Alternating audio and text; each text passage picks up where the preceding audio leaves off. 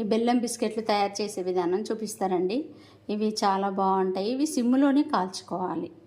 ఇప్పుడు మనము గోధుమ పిండితోటి బిస్కెట్స్ చేసుకుందాము. ఈ గ్లాస్తో ఒక గ్లాస్ మీద సగం పోసిన ఒక 3 చెంచాలంతా బొంబాయి రవ్వ, ఇందులో కొంచెం నువ్వులు, ఇది యాలక్కాయ పొడి కొంచెం, ఇందులోకి కొంచెం నెయ్యి. ఈ గ్లాస్తో సగం గ్లాసు బెల్లం తీసుకున్నా నేను.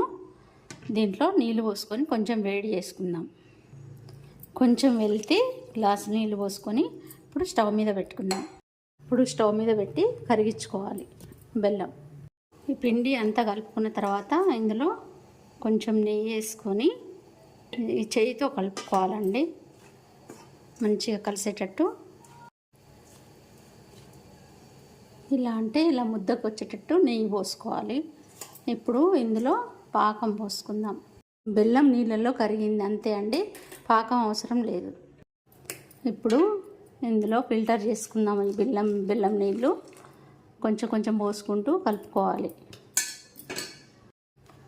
ఇదంతా కలుపుకొని చపాతీ పిండిలాగా ముద్దలాగా చేసుకోవాలి. ఇలా చపాతీ పిండిలాగా మంచిగా చేశాను. ఇది ఒక 10 నిమిషాలు అట్లా పక్కకు పెట్టేసి మూత పెట్టేసుకొని బిస్కెట్లు చేసుకుందాం. మూత తీసుకుందాము.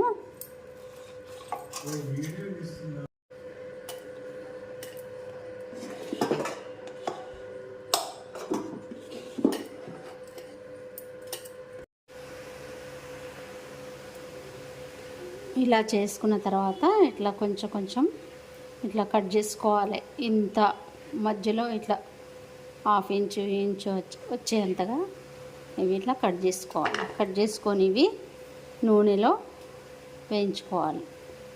చాలా టేస్ట్గా ఉంటాయి ఇవి.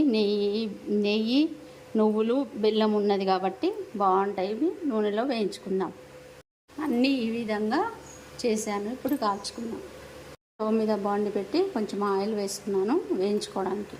ఆయిల్ వేడైంది, ఒక్కొక్కటి వేయాలి. అన్నీ ఈ విధంగా నూనెలో కాల్చుకొని తీసుకోవాలి.